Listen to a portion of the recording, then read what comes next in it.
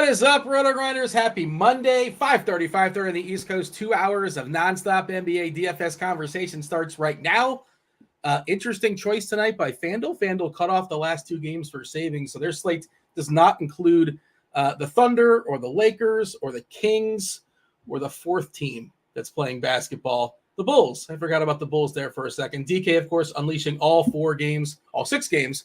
The slate starts 7:30 on the East Coast. Taking y'all up the lock, crunch time coming in about an hour and 15 minutes to go. I'm joined today by John Breslin, Squirrel Patrol, one of the greatest DFS players in existence, 100, count them 100 live final appearances. John, welcome to the show. J3 in chat is giving you a shout out right off the bat. Very in-depth and good breakdown of the MMA slate on the weekend show. Would have cashed more if I took your advice to pivot off of Gaziev? Not sure who that is. Gaziev, I think. The whole UFC team nailed it on Saturday. We had a couple of guys were posting that they did 161, they put $1 down on 161 parlay right from the picks we gave out on the Liam's picks. His article is insanely good. And his stuff that he does on his own channel is just insanely good. And then stuff we did during the show. Liam gives advice he'll say this fighter leaves his left arm exposed when he tries to get out of grappling exchanges, and if he does that against this fighter, the guy's going to break his arm, and then you go out and watch him do it. It's that's incredible. But yeah, very very useful for for the UFC slate. So yeah, it was a good Saturday night for everybody. Yeah, I'm a total novice, but I do read the content. It is really interesting the way people attack the fights and how they say this is what I think is going to happen, and specifically, they put their in the mind of the fighter. It's well, attack the other opponent's weakness. And it's really interesting as far as the grappling and the takedowns. I love the analysis. I can't remember who it was, and you'll probably know. You're talking about that big parlay. So there was a live dog 5-1 that I think won on the cards. That I'm not sure if it was Liam who gave it out. But somebody gave it out, a 5-1 dog, and maybe that was one of the fighters you referenced. You know what I'm talking about? Or no? I know his DraftKings salary was $6,700. I forget his. I'm a Connie. He was fighting one of the Basharat brothers. I think Javid, Freed. I don't know. He's fighting a Basharat. And Liam was saying, why is the Basharat guy better than this guy? And he was a huge underdog. It's there's nothing in their two fight histories that suggests this guy should be a massive underdog. He went out and won the decision. We're going to talk basketball in a second, but now I'm curious. For MMA, it was a really soft card as far as talent, right? It wasn't a talent-heavy card. Do you find, generally speaking, more variance, goofier stuff, the less talented the pool is of fighters? The most talented are more predictable, or is that not a thing? I actually don't think that's a thing. And so, I kind of wrote in my article that it was one of the lowest quality cards that we've seen, probably. Yeah. In a little bit, but that doesn't really affect the scoring or the guy's chances of putting up a high score that much. It changes the strategy on UFC a little bit because you tend to see really wide lines. So there's maybe a better chance a losing fighter sneaks into the winning lineup or something like that. It does tend to cause more chaos for content and during the week because the lower quality fighters they're basically not professionals. They will miss weight all the time and fights get canceled, and they'll just be I'm not showing up to Vegas. I'm not going to fight this guy. Or they'll miss weight. So it does tend to cause a little bit more chaos. I feel that's anecdotal, just during the week, my own perception of it. Whereas the pay-per-view cards, UFC 299 is coming up. They're almost certainly going to make weight. But guys will, can still get sick or get injured at the last minute. So it's not a huge difference. In the lower quality card makes almost no difference once the fights actually start. 299 is right before 300. 300, I'm told, my understanding is that the people were disappointed by the main event. I guess 300 round number, you figure it's going to be something exciting, and it was kind of a whimper when they released it. Is that something that's going to change, or it's just anticlimactic and it's not a great matchup necessarily for the 300 to pay-per-view? Yeah, I think it's going to be anticlimactic. I think they tried to get a few pretty high-profile guys, and it's the timing didn't work out. It's Pereira Hill. I think they were trying to get Leon Edwards to fight and defend his title. I don't even know if this is a title fight. Now that I'm looking at it, it might be Jamal Hill and Alex Burr are both former champions within the past year. But yeah, it's a little bit of like a downer card. You have Jim Miller on the card, and he's fun. He fought on UFC 100 and UFC 200, and now he's fighting. He's got like the most fights ever, right? I'm aware of that guy. Jim Miller is the guy that's like fought. He's been around, like you said, since 100. Yeah. So I think he was like a kid. He's like maybe 18 or 20 or something on UFC 100. Now he's in his 40s. And there's a good chance this is going to be his last fight. He kind of has said that he's sticking around basically just so he could fight on UFC 300. But they made him earn it. Like they gave him a fight, I think, in January. And he had to like kind of win that fight in order to. Like, it wasn't a cupcake, yeah. Yeah, like I mean, if he'd gotten hurt or like knocked out, he wasn't going to be on UFC 300. But yeah, he won his fight, so he's on UFC 300, and now that's one of the highlights. Hey, give a shout to your content. I obviously do content for basketball. Talk basketball in a second, but mention your article. Tell them when it comes out, and you mentioned the show, which I think is the Ground and Pound. Is that what it's called? The Ground and Pound show. So that's Mike Brown and Liam. Each and Liam do the Ground and Pound. I generally do like a Friday breakdown with Blender at 11 a.m. on RotoGrinders today. And then, do the, it depends how early the card is on Saturday, but I try to get my stuff out on Friday now since Andy Means told me I should try to get my stuff out on Friday. But, get the HP tags, the expert survey, and the Scroll Controls takedowns. I basically pick like 4 underdogs that I think are the most like relevant for DFS.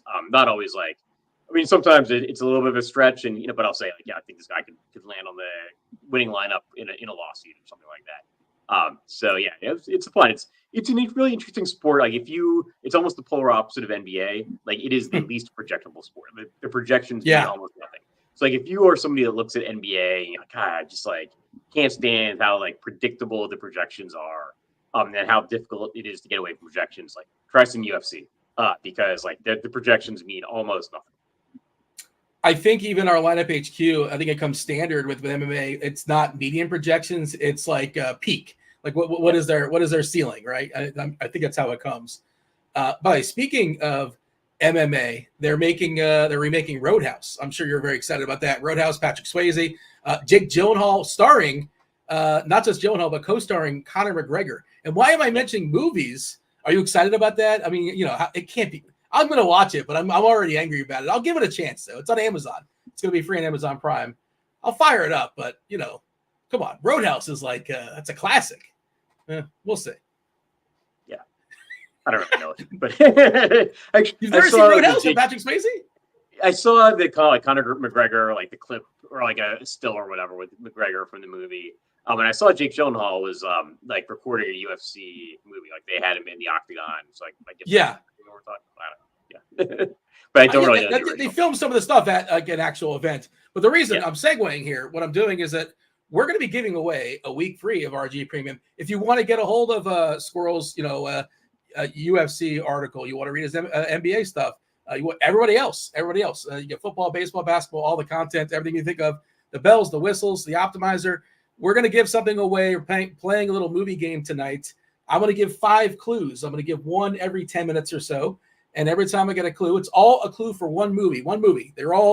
It's all related. The one, it's just basically a word or a phrase. You're probably not going to know it in word number 1 or word number 2, but you can play along and you can guess. Where do you put your guesses? You put them in the Discord, rotogrinders.com/Discord, live stream chat, just where you would put the thumb for the wheel on Fridays. Going forward, pretty much every single day, we're going to have some sort of giveaway, something to play along. I think on Thursdays, I'm going to take somebody on Thursday one-on-one in a cash game. Whoever wins there, you can get yourself RG Premium. We're going to have fun with it. We're going to keep spinning the wheel once a week as well going forward. But tonight, we're going to be doing the old movie trivia. I have a movie in mind. You have to tell me what movie it is. Now, you do not spam the chat, and it's not in YouTube. Do not tell us on YouTube. Tell us on the RotoGrinders Discord. RotoGrinders Discord, the live stream chat channel. Clue number 1. Clue number 1, again, 5 in total. You get 1 guess after each clue. Producer Steve, producer Deb, and they are watching. They will get very angry if you spam the chat. But clue number 1 is not real. Just not real. That's it. Not real is clue number 1. And Squirrel, you don't know the movie.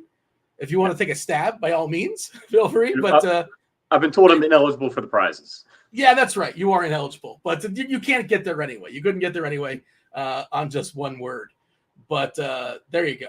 That is our first clue. We'll drop one more clue in about 10 minutes or so. Let's talk about tonight's slate. 4-gamer FanDuel, 6-gamer on DK. We just got an update on Lineup HQ about 10 minutes ago as far as projections. Man, it's all Utah Jazz. They're facing your Wizards. They're without, several key pieces, possibly 3 key pieces, depending on news. We got a midday downgrade for Keontae George.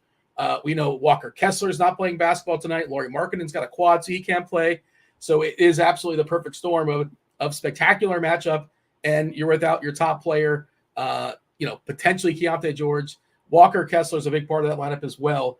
So I'm getting 4 or 5 Jazzmen in optimals right now on DK, which is kind of wild, but also sort of makes sense. And then it's an incredible game set because Washington on the other side is pretty appealing too. It is the Wizards, I know, but we love picking on Utah. Utah, one of the worst defensive teams in basketball. Just both sides of it, so good. Number 1 and number 2 as far as yielding assists is Washington and Utah.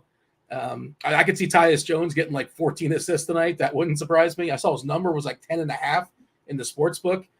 That is one of the big key, that is the key game, I think, on this slate. Of course, in tournaments, you can do other things.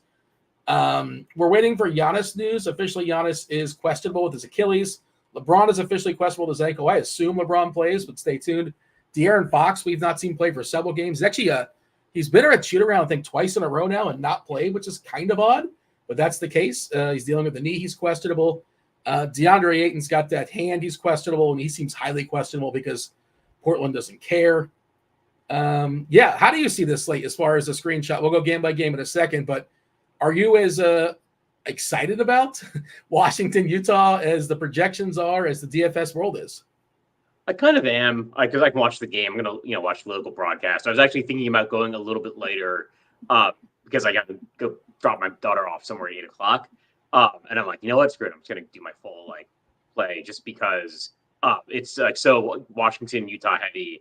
I do have a little bit of insight. I think that Jordan Poole moving to the bench is shaking things up a little bit. So I put a couple of things in the expert survey. And one of the things I put on there was, I always like to look at each team's last 10 games. It's a filter you can pick in NBA.com stats. And over the last 10 games, each team's last 10 games, the Wizards have given up over 128 points per game. That's the most in the league. The Jazz have given up over 124 points per game. The next closest is 120.5. These are by far the worst 2 defensive teams over every team's last 10 games. When the Wizards got their new coach, they tightened things up defensively a little bit for a little while, and that they started to improve defensively. No longer. They are just they're just letting it fly. And really, Jordan Poole moving to the bench has really increased Kyle Kuzma's his fantasy production. The 6 games that Poole has moved to the bench, and Poole's fantasy production has increased as well. And also, what's really increased is the opposing team's fantasy production. So it is a bonanza, and it should be a fun game. Yeah, I'm gonna watch it too. But are the Grizzlies on every single slate now? I feel like we can't get away from these teams, and the Blazers. Why can they just stop playing? Would anybody notice if they stop playing in the rest of the year? Why are they on every slate? Is that just a me problem? I feel like they're on every sined slate I play now. No, you're right. It's a rule. They play every single day. Maybe that's how everybody got so hurt, right? they had to be on every single slate. It's funny. I had Jordan Goodwin. I remember my first hitting the nuts article for the NBA season. Really high on him for his play with the Wizards. And he was in the trade. Phoenix acquired him along with Bradley Beal. And I thought he was going to do really well for Phoenix. He did not. He ended up getting cut. But Memphis has picked him up now, and he's got 30 DK points or 30 FanDuel points. His last 3 games, he's in the starting lineup. That team plays every night, and I feel like Memphis and Portland play each other a lot. I don't know, maybe that's just me. But yeah, I agree. They're on every slate, and it's what makes March and April regular season basketball fun. Anything else you want to note before we go game by game and talk about tonight's slate? Just one quick note with the first game. So there is one game at 7:30, and then on both slates, the injury news at 8 o'clock is going to be relevant. There's not necessarily a whole bunch you need from that first game, like we talked about with Memphis. You can stick in a piece here or there, but it might be, if we don't get like solid news, might be a slate to go a little bit late on the first game. Keep your roster spots in case like Giannis gets ruled out or De'Aaron Fox gets ruled out or something like that.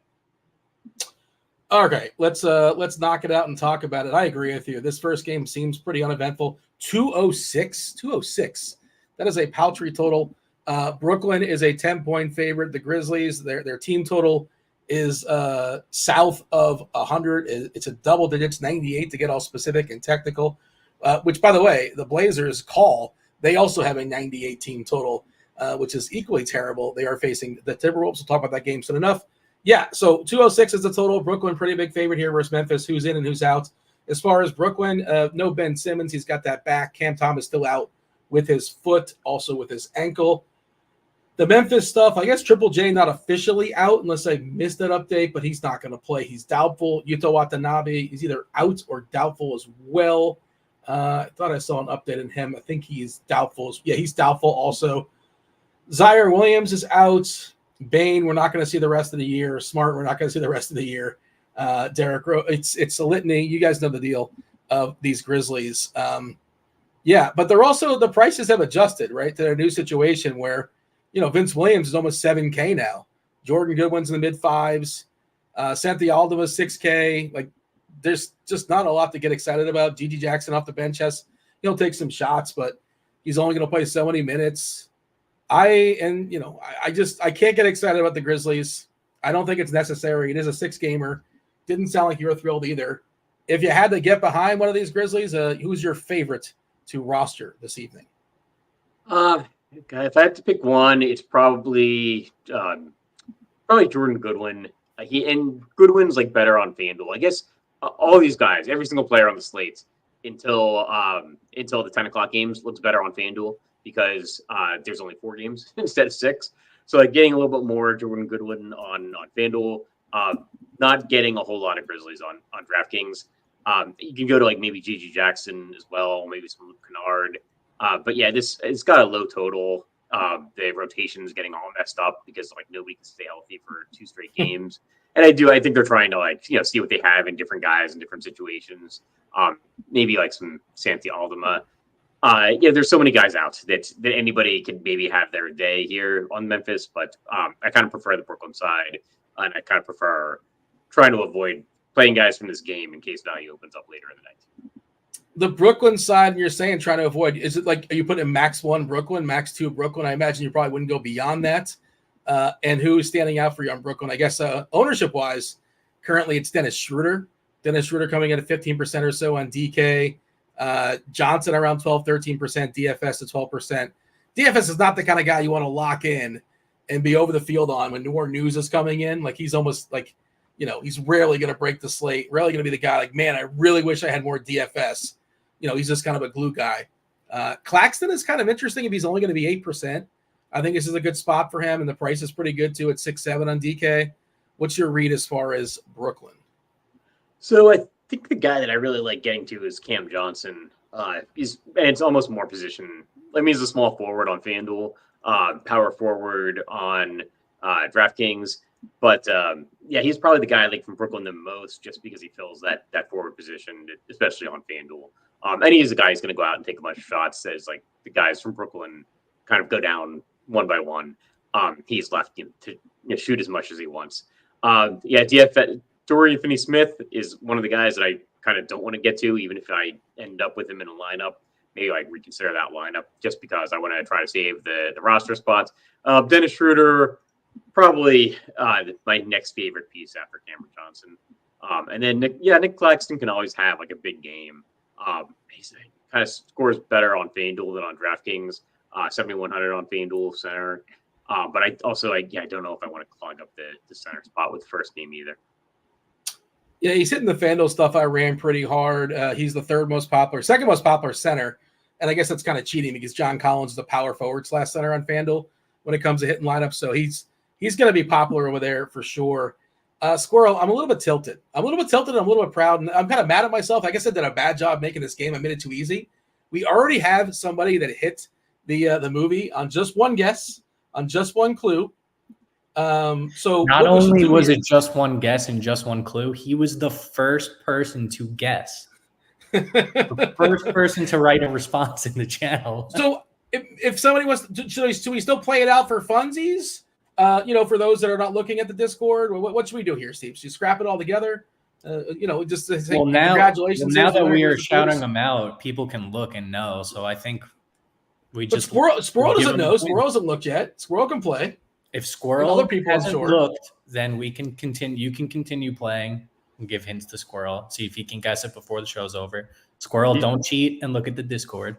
I won't. To be fair, he gave me Roundhouse, and I still didn't know the movie. So that's the name of the movie. So these clues could go very poorly for me. But we'll see. The first one was not real, and I have no idea based off of that. I kind of meant to mention this as well. The person that wins, it was dealer's choice, whatever you wanted. If you wanted a week free of RG Premium, you get a week free of RG Premium. Or we happen to have some merch now. You get yourself a RotoGrinders shirt, a very nice RotoGrinders t-shirt. It is your choice. Producer Steve or Producer Devin, they're going to slide in those DMs for you on the Discord. They'll hook you up. They'll juice you up either way. Let them know if you want a shirt or a week free of RG Premium. And I'll fire off the second clue. The second clue is McCracken. McCracken. First clue, not real. Second clue, McCracken. We'll get there eventually. We're going to get there eventually.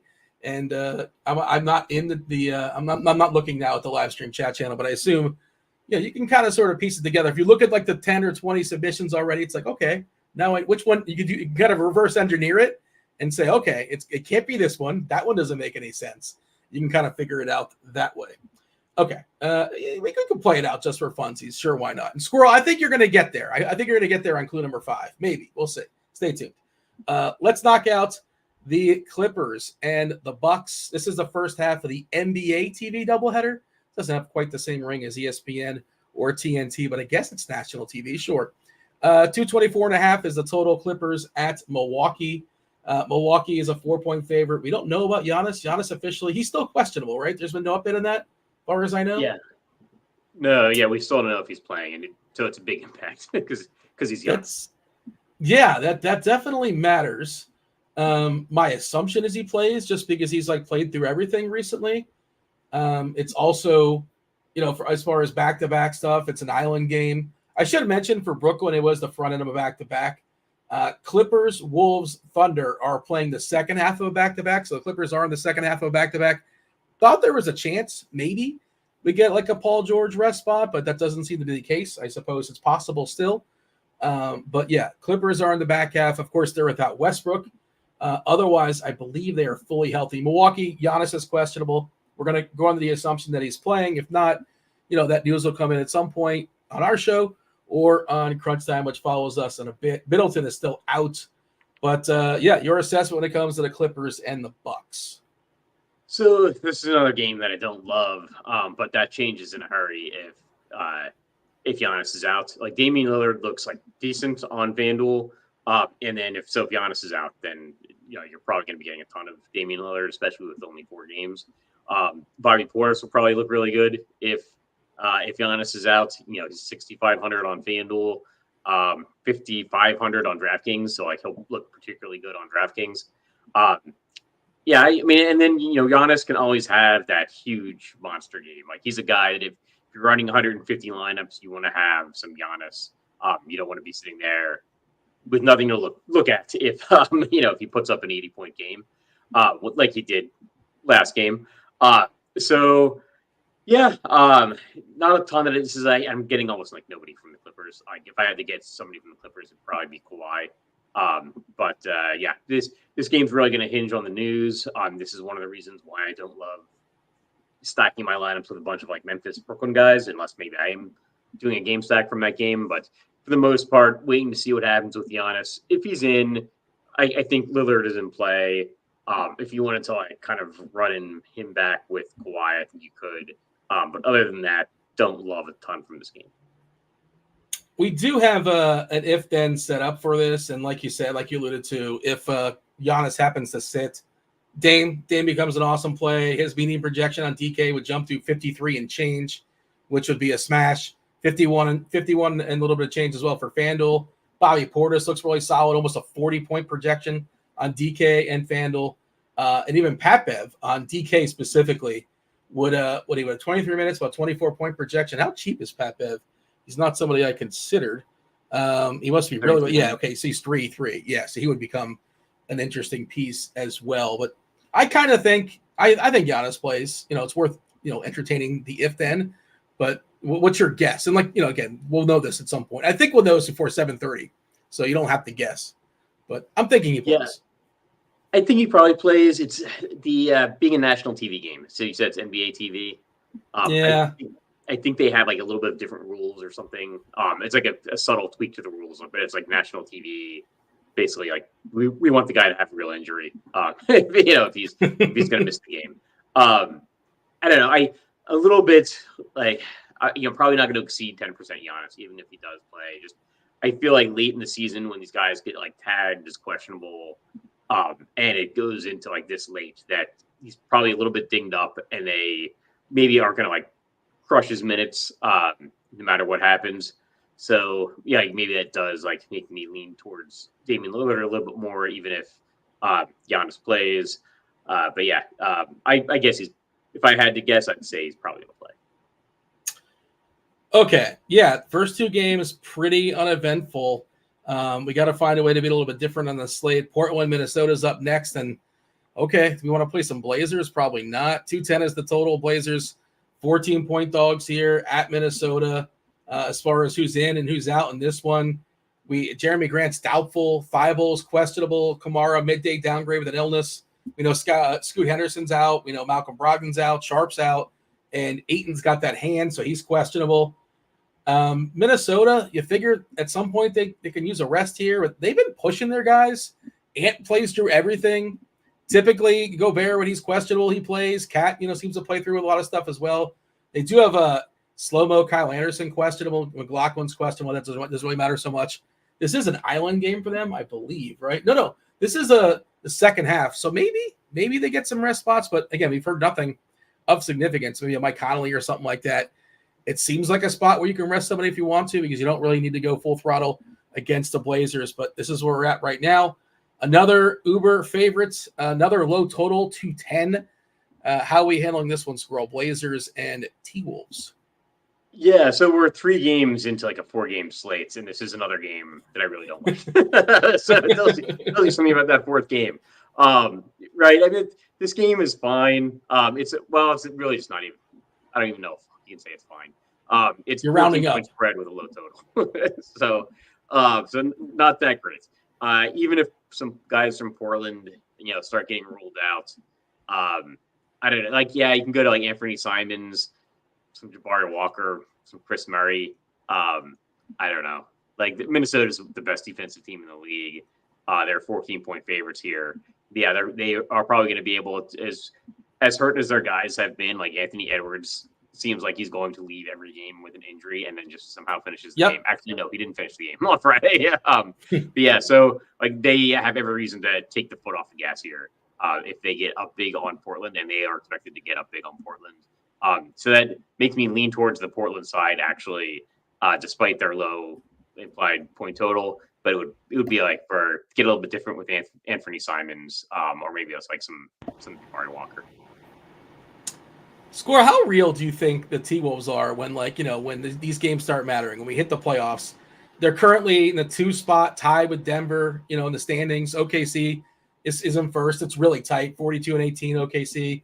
Minnesota 42-19, Denver 42-19. I pull up the scores and odd stuff. They're not really respected so much.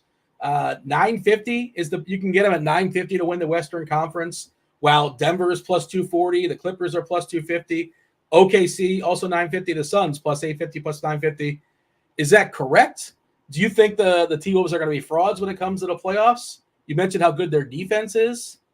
Just curious. You have any thoughts when it comes to like futures? Have you put any? I know DFS, we care about today and today only, but always curious where you're at on such things. Yeah, I don't think there's a reason to think they're like fraudulent or anything like that. Like, so there's some teams where like Sacramento, so teams like not set up well to really do well in the playoffs.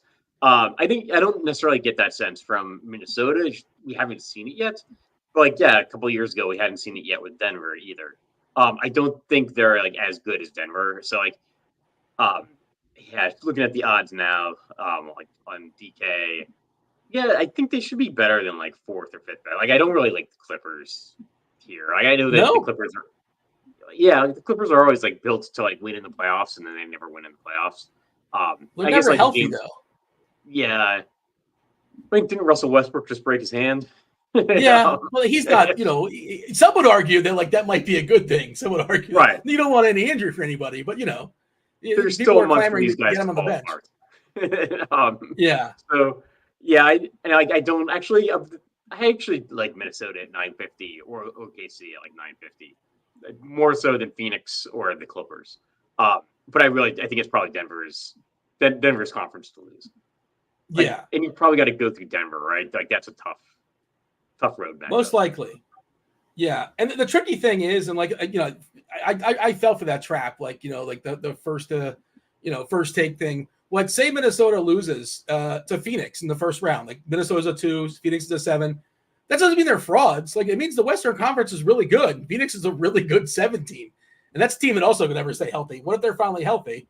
And like they lose in 7 to Phoenix? There's no shame in that. It's just somebody's got to lose. It's like the old like, did this team win it or did that team lose it? It's like, no, they just won. Like, can't we just like shine light on the team that played a little bit better as opposed to looking for like blame? I don't know, just a random thought here for you. The only NBA futures bet I put was on the win total for the Suns, and I bet the under. It's like looking pretty good. I think it's under 51.5.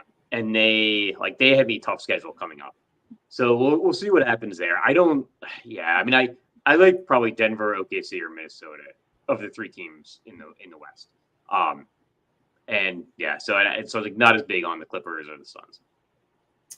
So I'm going to go ahead and throw out the third clue again, you're just playing for funsies now, and you can play in the YouTube chat now if you want. It doesn't matter because none of this is official. I'm just kind of catching up in YouTube. We never really asked for YouTube to hit that like button. Yeah, do hit that like button. Do subscribe and turn on those notifications. Do all those things to help us keep the lights on. We appreciate all that. I'm not sure why Kingpin was mentioned, but the clue. Oh, you know what it is? You're thinking Big Ernie McCracken. That's what that was not a curveball. That's what was happening there. No. It's all going to make sense at some point. Somebody pieced it together. We didn't even know about McCracken. But first clue was not real. Second clue is McCracken. The third clue is orange juice. Orange juice? Not real. McCracken, orange juice. Those are the 3 clues. And feel free to have fun if you're guessing. Again, it's already been given out. The prize has been won. But we took the time to write this little sheet of clues. So by all means, fire them off. Let's go to game number 4. And you mentioned on FanDuel, it's just a 4-game slate.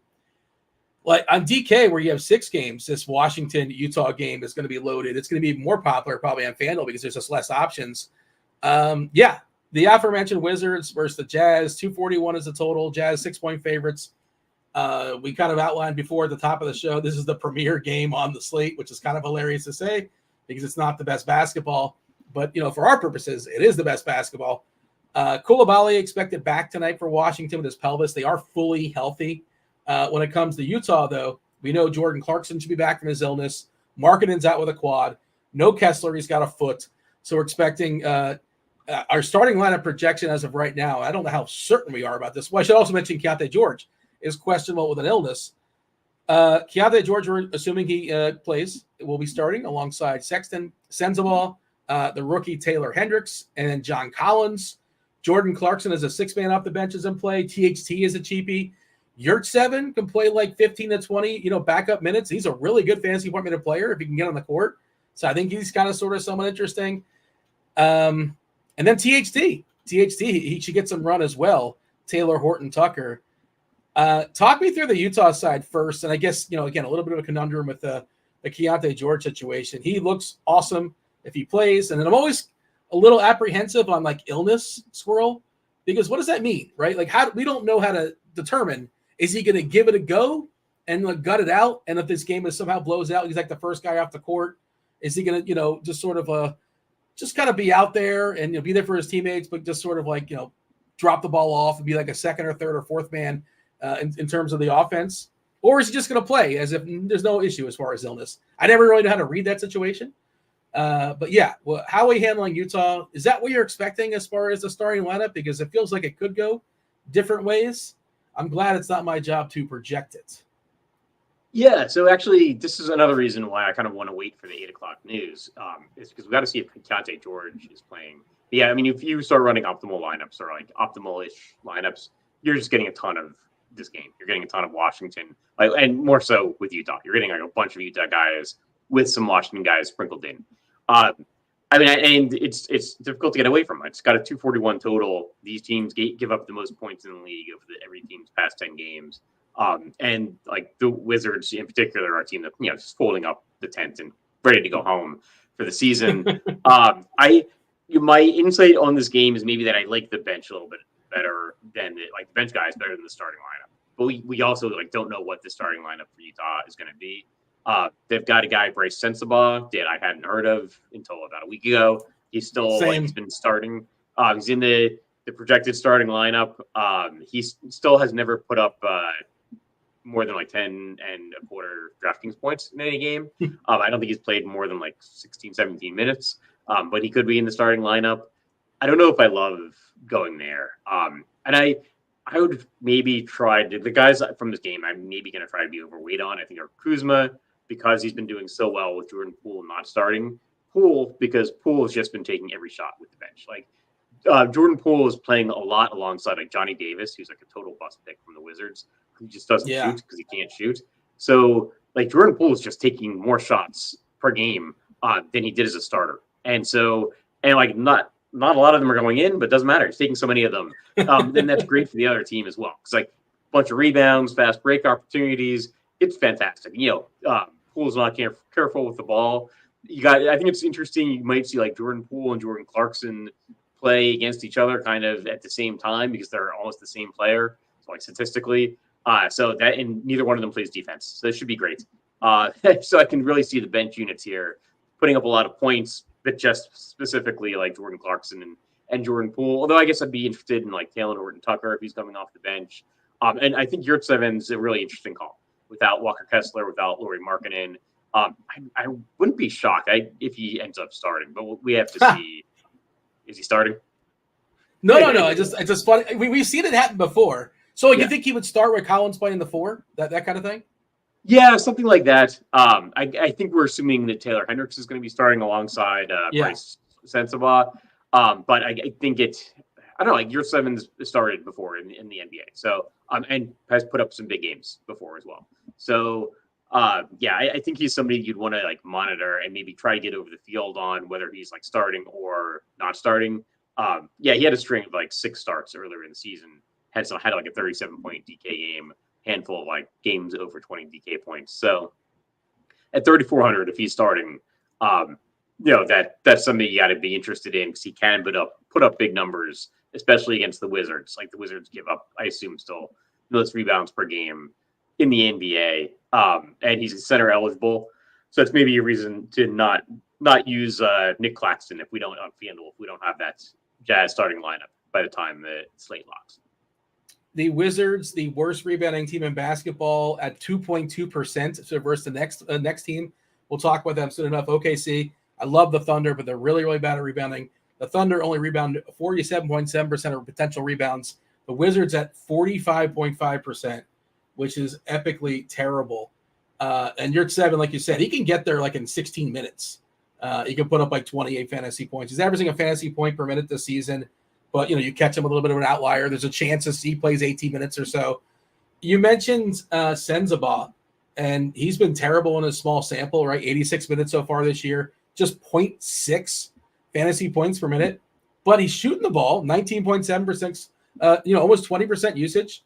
And I was looking at his college stuff, and he shot the ball a lot in college for Ohio State. And per 40, he averaged 26.6 points per game, per 40.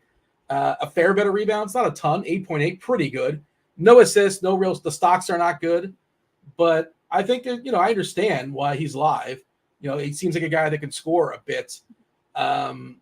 Otherwise, do you have any rules you want to put in play for Utah? At least this many, not this many.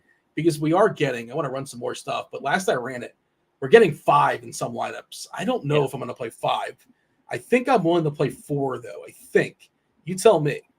I think I would get aggressive with this and say if I'm playing 4, I want a Wizards player, but that's also because I want to be over the field on the Wizards, right? That's going to get me more Wizards guys. I want to get more Jordan Poole than the field. I want to get more Kyle Kuzma than the field. Tyus Jones. I'm not gonna try to avoid him. Same with Denny Avdia, even some Bilal Coulibaly. I'm going to put something in probably that says if I'm playing 4 Jazz guys, give me a Wizard, and hope that gives me more Wizards than other people. So I did. I'm going to be running it again. By the way, Mr. Gergen chat says my first run on Sim Labs, I got 80% Senzaball, which is that is a lot. That is a lot of Senzaball. Is it going to be really?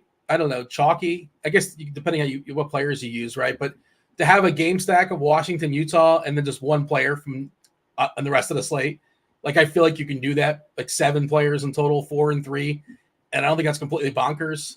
Is that something that you've considered? That feels like a route that I'm considering tonight. Yeah, I think I'm going to end up with a lot of lineups that look like that, because other lineups that don't look like that don't project very well. So. You kind of have a thought that maybe if you want to get away from this game, get almost entirely away from it, take one player from this game and game stack another game. That's going to be kind of a long shot lineup that can win you a tournament if this game totally busts. It's just hard to see this game totally busting. And it's hard to especially Jordan Poole. I know I've mentioned his name a lot. He's shooting so much off the bench that it's hard to imagine that anybody cares at this point, right? They're just because he's been so bad this season and they finally have benched him, but they still want to try to get his value up because he's got a huge contract for years. And they want to see if he can come back to, at least put up some of the numbers he did with Golden State. So they're basically saying, we don't want you to affect the guys that are in the starting lineup. But coming off the bench, you're just going to affect Johnny Davis. So just shoot whenever you want. And that is a great game environment for both Jordan Poole and for the opposing team. So that's kind of the way that I'm going to play this game and really the whole DFS slate. I didn't even plug anything in as far as directing this, but just kind of the first optimal I got is a game stack with Kobe White. The second optimal I got is a game stack with Jalen Williams. That's just the lineups that you're getting, man. It's a couple of Bulls and the next one.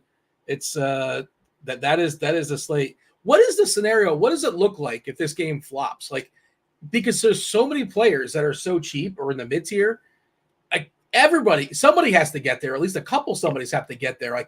Otherwise, what does that box score look like when nobody quote unquote gets there? Somebody has to. I feel just how math works. Yeah, I'm going to be probably playing some Jared Butler, which is a weird call. But he's a guy that if this game flops, now he's looked really good in the G League, and this is a total Wizards homer pick. So I don't recommend this. But a handful of my 150, I'll have some Jared Butler. He probably just played last game, and I think he only played 15 minutes. But Coulibaly was out. But I don't know, he's looked good the whole season. The Wizards fan forums that I that I follow are clamoring for more Jared Butler. So I'm going to be playing some of him. I'm going to be going deep into the benches here. Trying to find. I just don't know how this game completely busts. Other than the power going out at the arena, is the Wizards fan forum is depressing and sad as I imagine it to be? What is that like? The fan forum. Shout out to you for jumping on there. Yeah, no, we just do fan fiction, pretend scenarios where the alternate realities where the Wizards are good. That's basically what if we didn't draft Johnny Davis? Yeah, exactly. We could have Jalen Williams, either Jalen Williams. It doesn't matter. It would be better than Johnny Davis. All kinds of things, going back to the Chris Singleton, Jan Vesely instead of Kawhi Leonard. Drafting. I don't even. Oh, they traded for Mike Miller instead of drafting Steph Curry. It's all kinds of different scenarios. You can go back and just create an alternate universe for Wizards. Was Vesely the guy? And maybe I'm thinking of somebody else. I feel like Vesely's the guy that's most famous for making out with his girlfriend on draft night. Yeah. Is that what he's most known for? Yeah, and he airballed free throws a lot too. Well, there you go. He's known for two things. Yeah. So you always want to try to get like the seats under the basket, because like you'd airball a free throw and like bounce into the stands. He actually ended up like totally flamed out of the NBA, but he actually had a pretty decent career in Europe. Like he could run and jump. So he was that kind of player.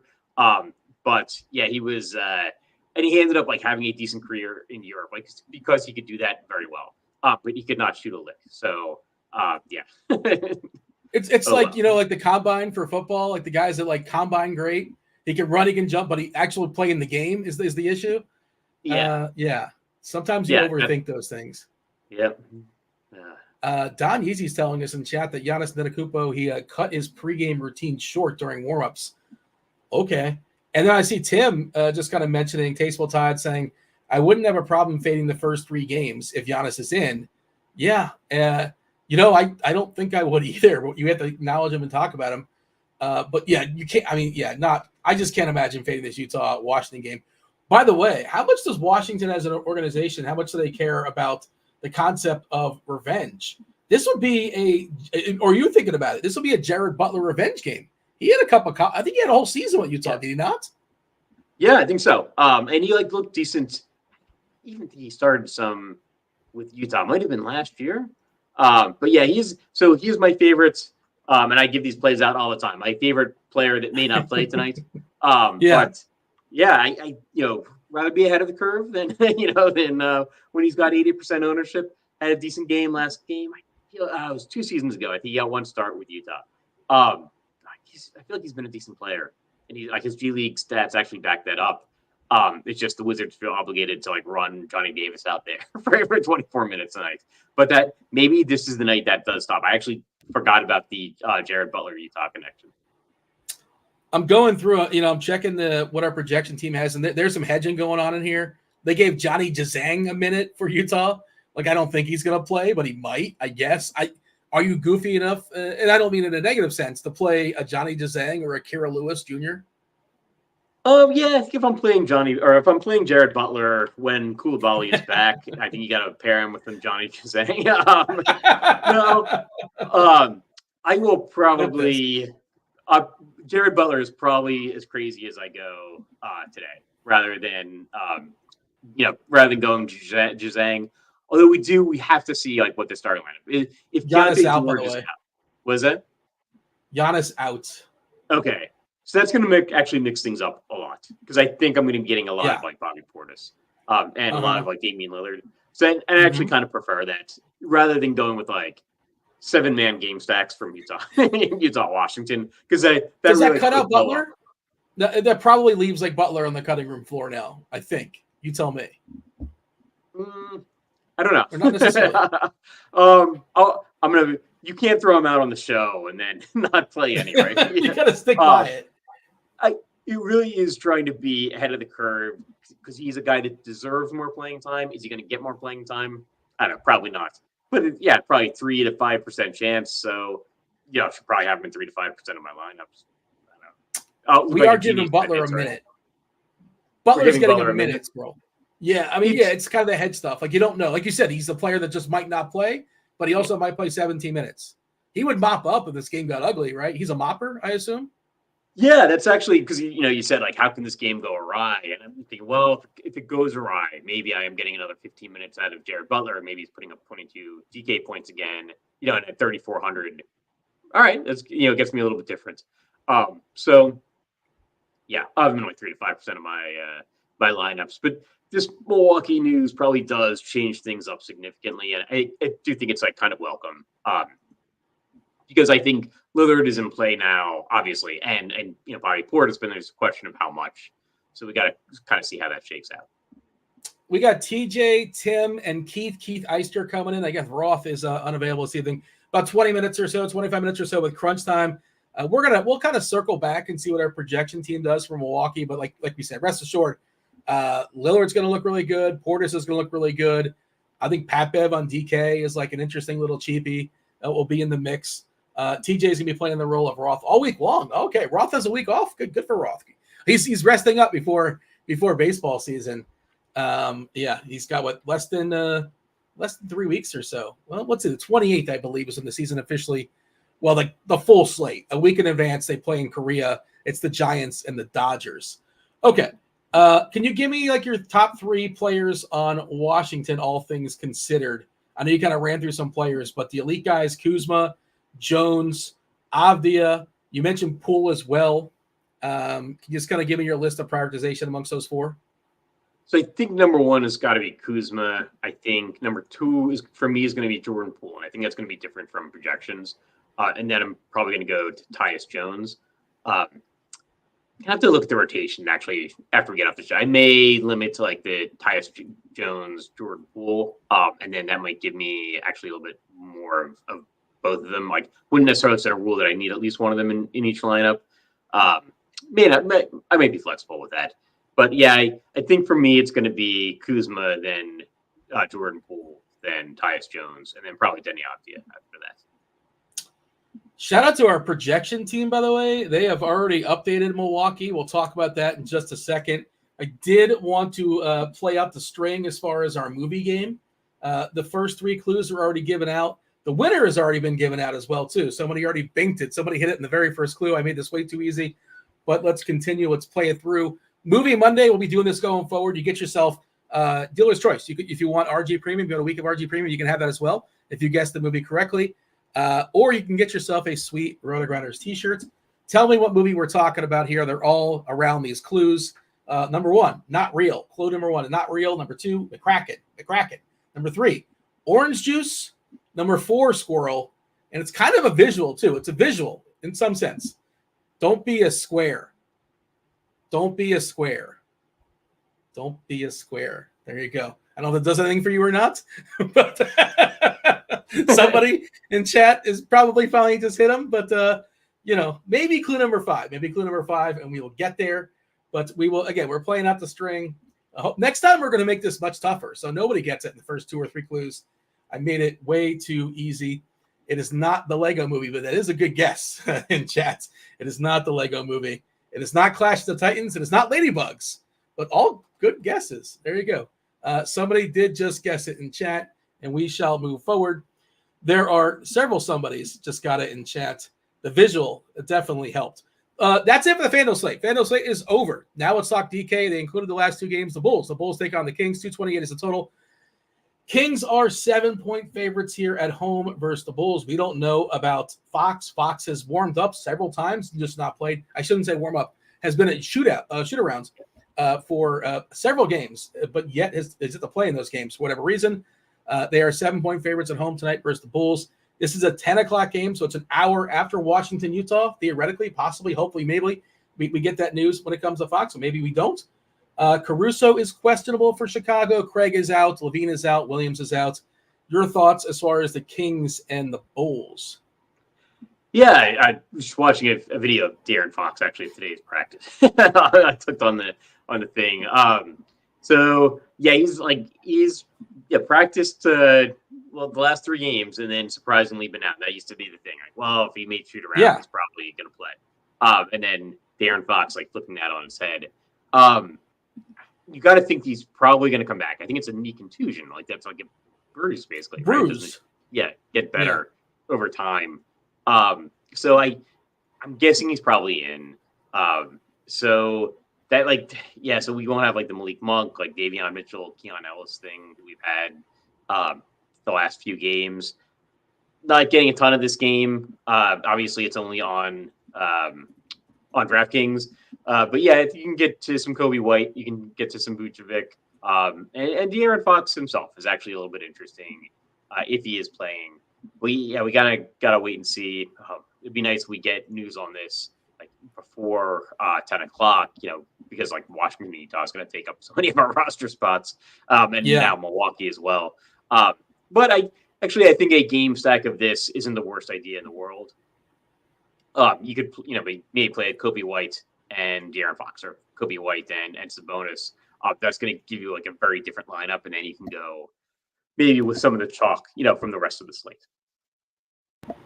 Yeah, I don't want to go all semantics. I'm just curious because different people phrase it in different ways. you said a game stack, and then one person on one side, one person on the other side. But that is a game stack, right? Like that's just a smaller. It's a little baby stack, right? It's still a game stack, but it's not a full game stack. Exactly. One's a game stack, right? Yeah, I think absolutely. Because that's going to get your lineup like a little different in a way that's like correlated, and you still like basketball. Like you don't want to like get that far away from projections. I always mess up in the crossover like between like baseball and basketball season, and end up like having my baseball lineup be way too chalky because I'm so used to basketball, where you just can't get that far off of projections. So. Yeah, like, but if you stick in like as a bonus, like Kobe White, like that's not gonna show up in like in optimal lineups for a long time, right? So that allows you to be a little bit different. Like those are two guys that are not going to be highly owned. Yeah, we got Kobe White at 21%. Sabonis 17%. So yeah, it's like some single digit percentage of lineups is going to have those two. So you get a little bit chalkier than with the rest of your lineup. Or good, like nobody likes to play Vucevic. Like I feel like he doesn't hit his projected ownership because people are just down. He projects well, like almost all the time, but yeah, he's not necessarily as highly owned. Also, center doesn't help. But did you notice on was a Friday night when DK had their they had their no late swap slate, and the Kings Fox was questionable, and I don't know if people were out of practice or what, but the old move of like just like you try to like guess. Right. And I saw Fox was owned maybe 5 or 10%. I think it was about 10% owned. But Monk, the guy that would benefit the most, was like 5 or 6% owned. And it's like, Monk is like fine as is. Worst case scenario, like Fox is playing and Monk is out there and he still can get hot and drop 30 in the bucket. But I just thought it was interesting. I don't know if people were out of practice or it was just interesting that he wasn't that popular. I thought he'd be a little bit more popular if you just sort of play in the what if angle. I don't know. This isn't playing results, but he smashed. But I just thought it was an interesting little observation. I had a bunch of Monk paired with Anthony Edwards, which I thought would do really well for me because I was basically guessing Edwards was in, that De'Aaron Fox would be out, that Malik Monk would be the beneficiary, and it looked like so good until Anthony Edwards got hurt, and then that didn't come back. It's like one time he doesn't come back. Yeah. People probably are out of practice. It's probably been a while, since there's probably a lot of people playing DFS who have not played no late swap DFS for NBA. So people probably out of practice. And they're looking at projections, and the projections are going to project them in. You cannot project them out unless they're like doubtful. And the projections were telling you that Monk wasn't amazing, but like the if then stuff will tell you like, well, you can tell yourself a story, and it's not like a really deep story. It's just like, well, there's a chance Fox doesn't play, and that's that. So I ran some new lineups. You're not going to believe this now. It's just players from 3 teams. That's what we're looking at tonight, Squirrel. Bucks, Wizards, Jazz. That's it. So there are some Bulls sneaking in here. DeSumo is popping a little bit. Drummond is kind of interesting, around 20% or so. Sabonis, you have the salary for Sabonis if you want Sabonis. Now he might be one of the top studs in the slate. He already was when it comes to raw points. He's right there with Anthony Davis. We'll talk about him in a second. But it's those 3 teams. Like I'm looking at lineups, and Sabonis is actually in the second lineup. But it's Jazz, it's Bucks, some Wizards, some Bulls, and then a stud, right? A Sabonis or an Anthony Davis. That's what we're looking at. That's tonight's slate. Is that the way you're saying it? Yeah, that's probably going to be the slate. But that gets us a little bit different from just Washington and Jazz, right? That's what it was before this. So now it's a little bit different. Now you have your pick of like Milwaukee players that you think might benefit, and then you can pick your one additional player that you can play from any other team. Let's help Derek out in chat. Derek's playing some tournaments on DraftKings. Small forward specific, Squirrel. He wants a small forward that's 4,900 or less. But TJ pointing out loves SGA. Yeah, that's a good point. We haven't talked about him yet, but I don't think he's hitting optimals. And like for sure, you can always play SGA. $4,900 or less on DK. Who is your favorite small forward? 4,900 or less. Probably it's not a great. Yeah, it's not great, is it? Well, I'll go Lou Dort.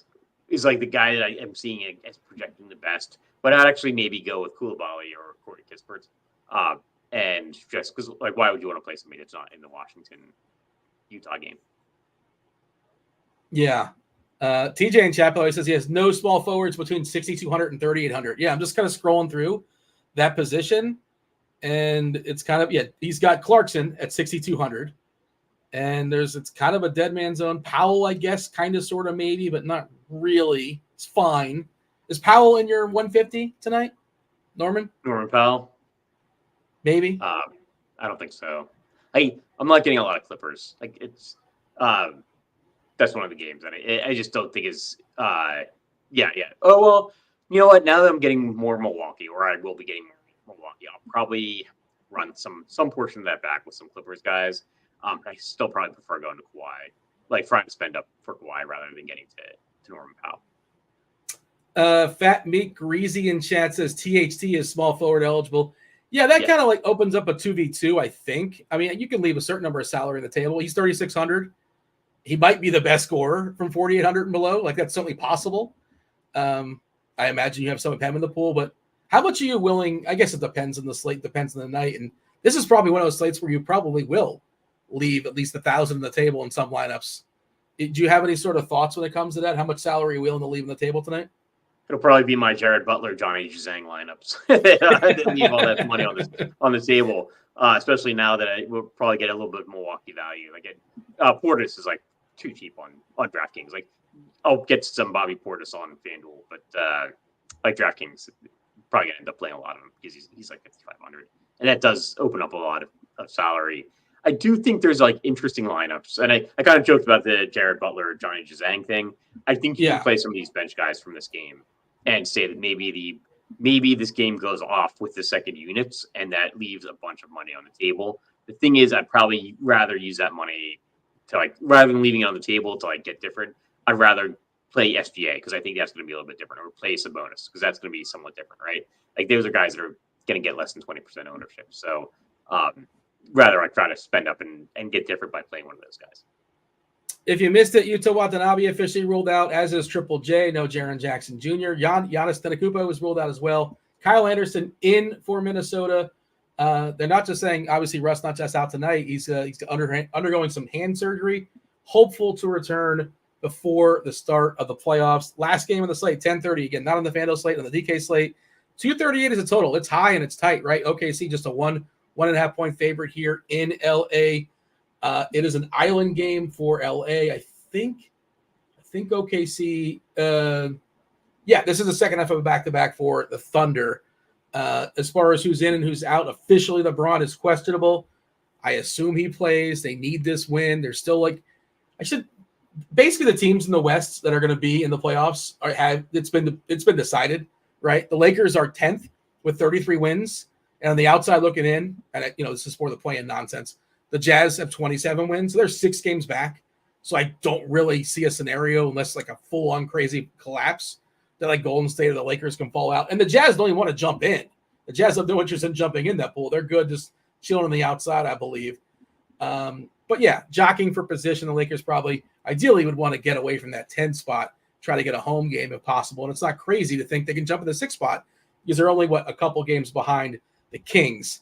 So I assume LeBron, all that to say, LeBron's going to play tonight.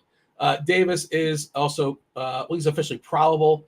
When it comes to the Thunder, Jalen Williams is out. Not that Jalen Williams, the Jalen Williams that you don't really care about so much. Not the good Jalen Williams. So they're basically fully healthy. Your thoughts when it comes to the hammer game that is the Thunder and the Lakers? I do. I like this game, and I think giving us a little bit more value makes me like this game a little bit more. I think Anthony Davis is one of the top spend-up options on the slate. You kind of referenced it earlier, like Oklahoma City doesn't really rebound. So this is a pretty good matchup for Anthony Davis. The Oklahoma City Thunder are actually playing at the 3rd fastest pace over each team's past 10 games. So something to think about. Lakers been giving up a surprising amount of points this season. I like spending up for Anthony Davis in particular from this game. I don't mind the idea of like making it a mini game stack and throwing in like SGA, Jalen Williams. They did play last night, so don't love that. But Jalen Williams just been crushing it. I actually kind of prefer him for the price over SGA, but I think SGA will also be like somewhat low owned. Worth getting there if you want. Mentioned Lou Dort is one of my favorite small forwards on DraftKings under 4,800. He'll be in play as well. But I like getting to this game. And I actually think if any game is going to eclipse that like Washington Utah game, okay, so yeah, some Portland news there. If any game's going to eclipse this like Washington Utah game, it would be this like Lakers Oklahoma City game. This game is just much more expensive, but if these guys like Anthony Davis can go berserk, and so it, and put it where price doesn't really matter. So yeah, if I'm playing Jared Butler, I got to use the savings somewhere, and so Anthony Davis would be my favorite place to spend up on DK. Red Scouts pointing out that Nurkic had 31 rebounds last night. That sets the bar pretty high. How many rebounds for Davis? I was looking at his total on scores and odds and like just shopping around as far as potential bets. I think it was like 13.5 or so. It's just such a tough number to get to. Did you bet anything? Do you have any bets you like tonight as far as player props? Anything you want to throw out to the people, or we're just mostly focusing on DFS? I got one bet in, I think over 6.5 points for Daron Sharp because I had to use like a bonus bet thing. And I got it on a book that had kind of a line. It was a little bit of an outlier. And I have a bonus bet on another site that I have to use up as well that I may bet the other way. So look at you with the hedge life, man. You just want to cash one way or another. It makes sense though. I kind of get it. So Anthony Davis, 13.5 is his current line. By 13.5 minus 135 on the over at Hard Rock. Good Lord. Minus 110 at FanDuel if you like the over. And we're projecting, for what it's worth, 13.69 precisely rebounds tonight as a median projection. Yeah, he should be really, really strong. I'm playing with the house's money today because we bet Arsenal. I don't know if you care much for the football, but Arsenal put up a 6 spot today. So that was fun. Watched a little soccer earlier in the day. Had him on the alt stuff. Yeah, so it's been a good day. We bet him like get to score 4.5 plus goals. You never know. Have a little bit of fun. Sure, why not? If you're going to watch some soccer, you have to bet soccer if you're going to watch the soccer, right? I feel like you're kind of sort of somewhat obligated to do so. Favorite tournament play as far as Lakers Thunder is who? I think the guy I'm going to have the most of is Anthony Davis. My favorite tournament play is probably Jalen Williams. Yeah, I like that call by Tim letting us know in chat. Grant, Ayton, Kamara, Thibault, anybody for Portland that was even close to not playing basketball this evening officially ruled out. Don't know. Does that change much for us? I think we were expecting all those guys to sit anyway, if I'm not mistaken. Right? All those guys were at least doubtful, or most were doubtful. Is that going to change much? I don't want to talk about Portland or think about Portland. I don't have to play Portland players, do I? We may have to start thinking about Portland players because they're going to be pretty thin. I think Chris Murray is going to be in play. Duop, Reith, I don't know what his salary was, but we're probably going to have to look it up because if Ayton's out, trying to see who we've got projected as starting. Yeah. I got it for you. As far as the projections, we're starting. Oh, wait, you know what? I thought I see Kamara. He's not starting anymore. So I thought I had it for you. I apologize. We are projecting Ayton, Thibault, and Kamara in. I believe Walker would split the minutes with Reith at center. Oh, they're going to score 80 points tonight. We're gonna have to talk about Ashton Higgins because he's a guy that I added to my life again list to like a names translate table across like statistical sites. I'm like, oh, Ashton Higgins, I don't have him. Like, I got to add him to my list of like NBA players that have played since like 2015. Come on down, Ashton Higgins, because he's been relevant. I saw somebody asking about him in chat earlier, and I'm like, I don't think we need to think about Ashton Higgins, but maybe we can. I'll tell you what, man. If you can get Portland to score less, I just feel like they're not going to score 98 points tonight. Is that still their total? Minnesota's defense is tough as is, and they got Simons, but besides that, there's really not much going on there. I'm curious what our projection team will do when it comes to updating Portland, and maybe they'll become a little bit more in play. Going to wait on that, but Crunch Time will be all over it for sure. Do want to give the fifth clue if you've been playing along at home. Again, this has already been determined. It's already been decided, but do want to let people know that those that like Closure Squirrel, and I know you're dying to know, you're still trying to figure it out. All these clues have to do with one movie. It's already been a winner. Movie Monday going forward. We'll be doing this going forward. somebody has happened to ruin the entire game by getting it in the very first clue. I made it way too easy. I'm gonna put it on difficult mode next time. Clue number 1 was not real. Number 2 was McCracken. Number 3, orange juice. Number 4, don't be a square. And number 5, appropriately number 5, is $5 shake. $5 shake. Does that do anything for you, Squirrel? I saw people guessing Pulp Fiction. I remember she did that. The other 4 clues. I saw this movie in the theater. I can't, I can't recall any of the other 4 references. Well, $5 shake is that's what she ordered. Uma Thurman ordered at the dinner at the restaurant. Don't be a square at Jack Rabbit Slim's. Orange juice, pulp. Orange juice, pulp. Not real. O.J. Simpson movies. yeah. I wasn't going the Naked Gun route. Yeah. Not real fiction. And then McCracken was kind of a throw. Remember Quentin McCracken? Who directed Pulp Fiction? Quentin Tarantino. So again, this is clue number 2. I didn't want to make it super easy, but again, we made it too easy apparently for the people out there. Dre in chat, definitely Pulp Fiction, one of my favorites. Yeah, it's one of my favorites as well. But can't really delve into it too much because there are kids watching. You can't discuss the key plot points of Pulp Fiction.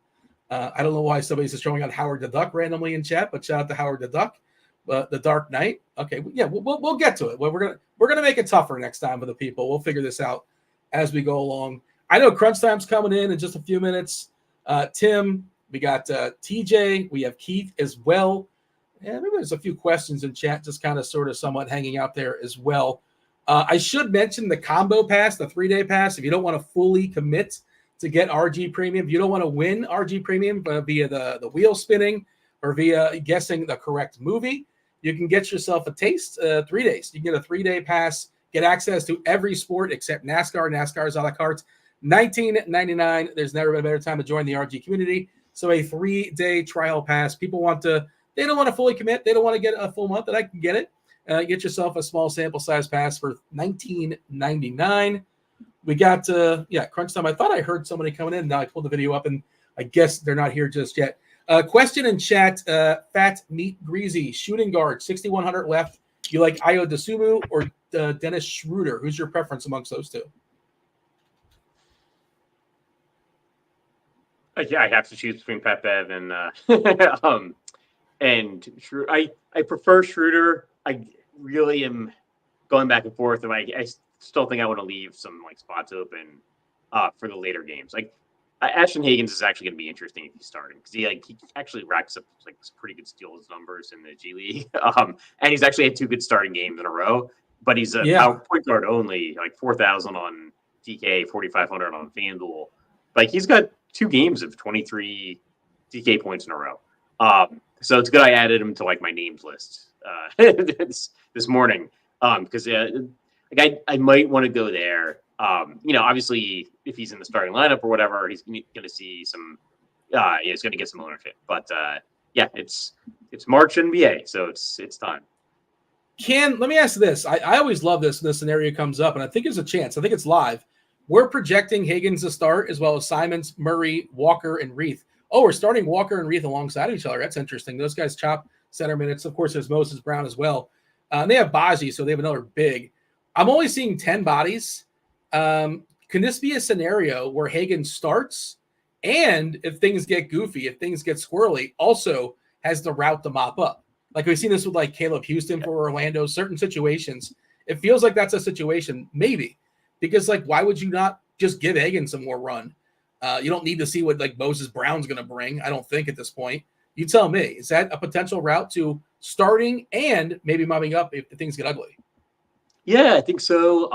It's probably going to be him or Delano Banton. I think Portland got a lot more interesting for a terrible team that's playing the best in the league. I wonder how well these guys are going to project. There's some interest there because they don't necessarily need to win this game, right? If the guys are super, super cheap, like Banton's only 3,700 on DK. If he plays like full minutes, like somebody's gonna have to play these minutes, take these shots, dribble the ball up and down the court. And I don't think they're running Moses Brown out there for 40 minutes. So Portland's interesting. They did a terrible job winning 2 games in a row versus Memphis. Memphis didn't doing it right. Memphis has lost 5 in a row. Your Wizards, by the way, shout out to your Wizards. They are essentially locked in the bottom 3 at 9-51. Fabulous job. They've lost 14 in a row, which is just super impressive. Like the next team on the outside looking in, the 4th team, the bottom 3, all the same 14% chance to get the number 1 pick. Charlotte's 15-46. Like Washington could just cruise. They could almost kind of try if they want to like really flat out try. And it doesn't matter, right? Like they got that number 1, best chance they can get. So good. For them. They don't have to keep losing, but they will. They're gonna make a point out of it for sure.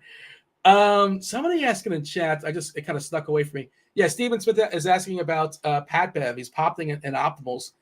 I think he's an interesting candidate for possibly bad chalk if he becomes chalk. Because like, when does he break the slate? I know that Giannis is out. He's going to get more run, but he still can just kind of be a guy that's kind of out there and just, not putting up a break the slate types. And I get he's 3K. So what does he have to do is the counterpoint. I'm curious how you're handling him, or if you're trying to figure it out on the fly, because I haven't made my lineups just yet, but I'm thinking maybe I don't want a ton of Pat Bev in tournaments. I actually agree with that. I think he is bad shot. I saw a little bit of him in my lineups earlier. He's 3,300. That's why he's showing up. He's really cheap. I don't see that Giannis being out helps him that much. But like it probably will. Like when mathematically you start dividing things up, like in terms of like usage rates and like, so his projection is going to go up. And like, well, we still kind of assume Milwaukee's going to score about 111 points or whatever we have them projected at. So it's got to get divided up without Giannis. So extra is going to go to Pat Beverly. Like in practice, like on the court, I don't see him. He's playing like the backup point guard. That it's really going to benefit him that Giannis is out in practice. Like I'd rather try to go to somebody else, like like Ashton Hagans, right? That I don't want to, play Pat Bev when I could have Ashton Hagans, who I didn't know yesterday, in my lineup, or like Delano Banton or somebody like that. That is maybe going to go a little bit lower owned because they project a little worse. Or I'd rather take some of the super cheap guys from this Washington-Utah game. No player is hitting more of the optimals that I ran than Pat Bev. Pat Bev getting a 23-point projection, median projection on DK with a 3.3K salary. And I get why you play him in cash games. But if he's going to be like this popular, it's tricky to do ownership. Do we have a new ownership batch? Let's see. Are we going to have him like around 30 or 40% or something goofy like that? We might. I think we're still figuring it out, the ownership stuff. But I might want to get away from that in tournaments because I think there's enough value out there. Let's see. I just gave the old refresh here. Do you have an ownership here as far as Milwaukee? Okay, yeah, okay. We have Pat Bev at 30%. I'm going to have some, I think. I don't want to be over that. I don't think I want to be over that. And Portis at 45, which feels like that's probably good chalk, right? Yeah, no, I like Bobby Portis at 55. Like in terms of like guys who are going to benefit from Giannis being out, it's like, yeah, I definitely see Bobby Portis. And even I think we're probably we're projecting him to be in the starting lineup now. Like if they do something different, I still like Bobby Portis. I guess maybe if Beverly's in the starting lineup, that's a weird starting lineup. I don't see how they like be starting Lillard and Pat Bev. I don't see Pat Beverly benefiting from Giannis being out that much. And that's not a guy that's like necessarily going to be out there. I mean, this game's supposed to be close, so I don't know. Is there a Clippers revenge narrative that's showing up? He's got to be vengeful. Yeah. Like actually, he ruined Westbrook. Westbrook's not playing. That's one of the guys he's got a lot of vengeance against. Or I guess Westbrook would have it against him. Didn't Pat Bev like ruin one of his years? Like give him like a sweep of the leg or something like that? I feel like he knocked him out one season, like taking out his leg. I feel like they got ejected together too at one point. They might have been on different teams, but I wonder if we were projecting Pat Bev to get the ejection earlier, and now we're boosting him up because Westbrook's out, so he's probably going to play the whole game. By the way, just kind of walk back for a second. 7:30, Memphis, Brooklyn. It felt we weren't terribly interested from the start. I feel at this point, I don't make a lot of lineups, Squirrel. I'll make a few lineups. I don't think I'm playing anybody in this game. Like, I think I'm just going to take my time making lineups. Yeah. That game's falling back even more with the news, right? Yeah, I think so. And it's weird because we actually got some news, so we maybe would have thought, oh, okay, we don't need to wait now. But I still want to wait on Keontae George. I still want to wait on a Portland starting lineup. Like those are actually going to be big. Yeah, De'Aaron Fox as well. Although, yeah, I guess like if I'm playing some De'Aaron Fox, right, I want to leave some roster spots open. I can see playing some Cameron Johnson. Can see playing some, maybe some Jordan Goodwin or Dennis Schroeder. But I think like for my main lineups, I think I'm going to lean towards not playing that game unless like somebody really like projects just as like the exact right piece of that. For what I'm projecting right now, I just need this amount of salary for a small forward. And I could see maybe playing some Cameron Johnson. Like I don't know there's going to be a small forward that comes out, and I'll probably still have a forward spot left. Right, he's the guy I'm most likely to play from this game, but. Yeah, I'd still rather wait and see, who's starting for Portland, stuff like that. FanDuel sponsored Crunch Time coming in, knocking on the door. You got TJ, we got Keith Eyster, as well as Tasteful Tides Tim. Let's cue it up.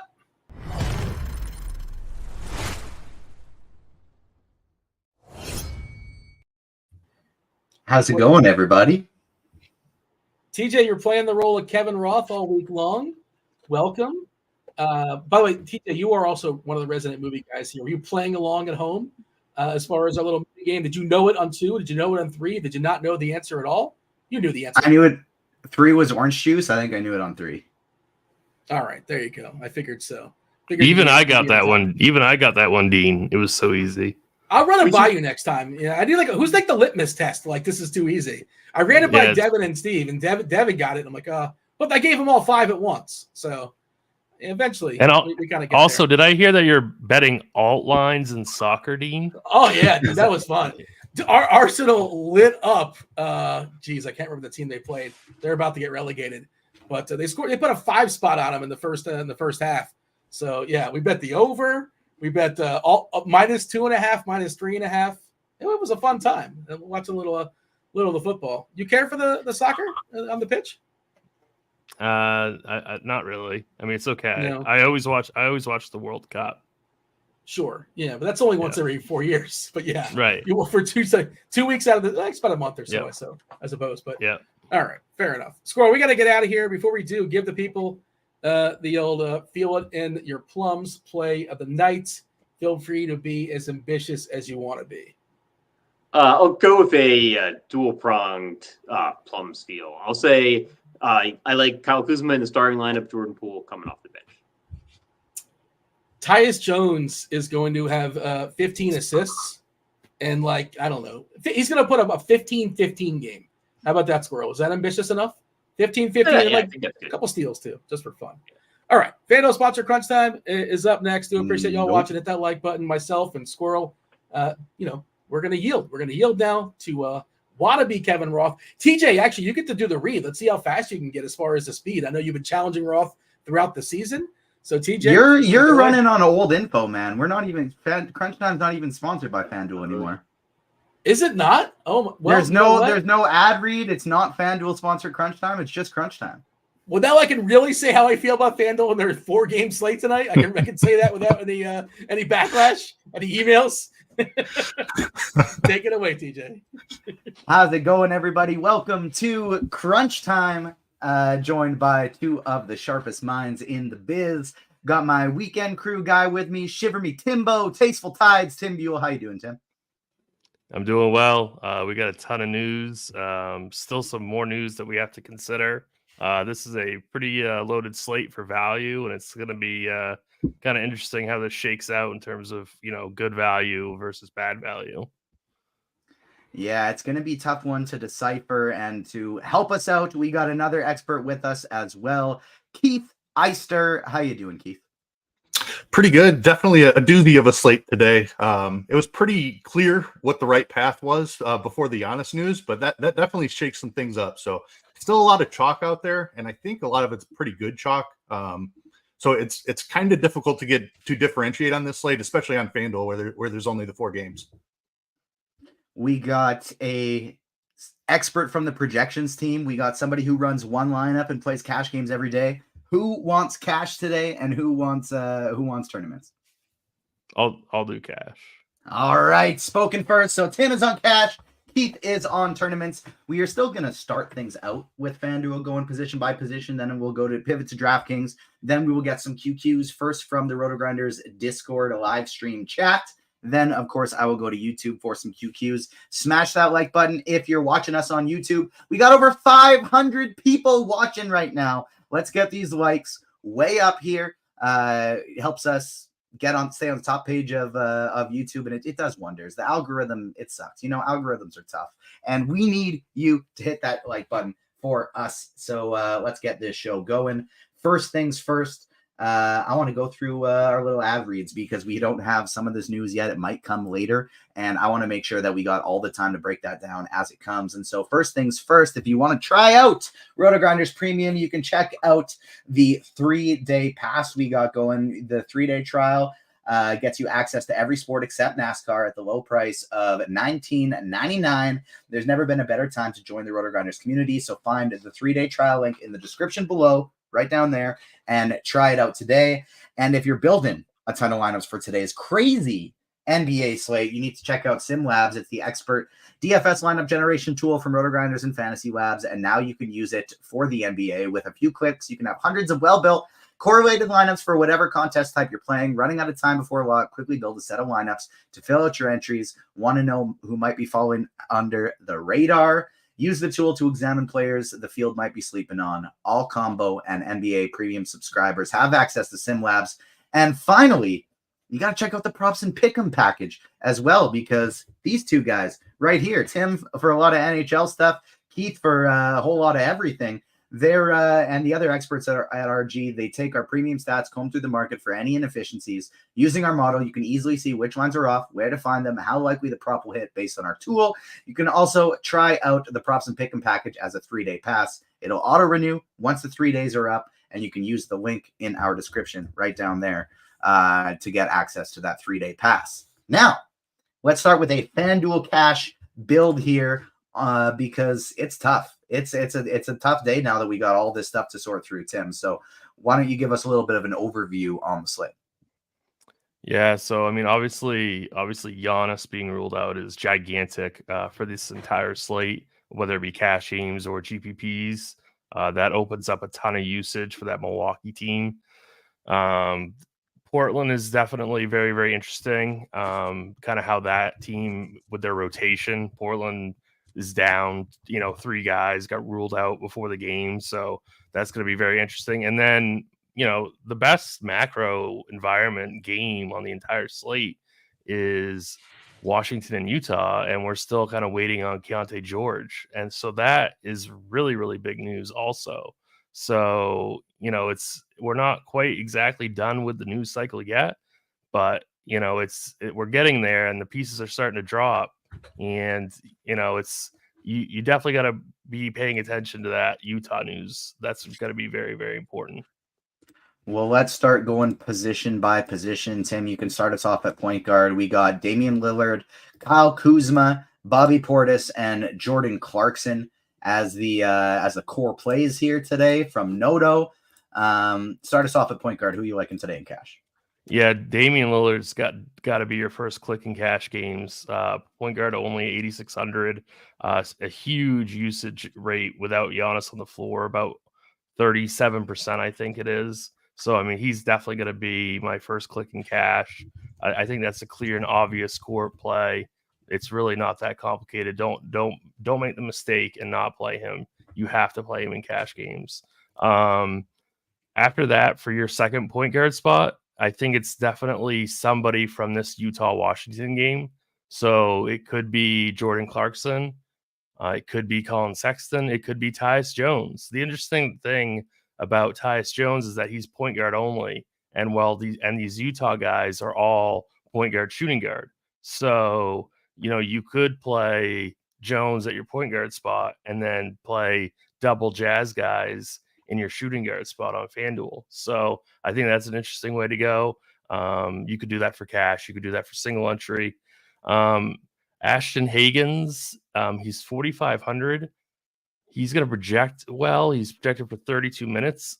I don't think I'm going to play him in cash games, even though he's a strong projected player.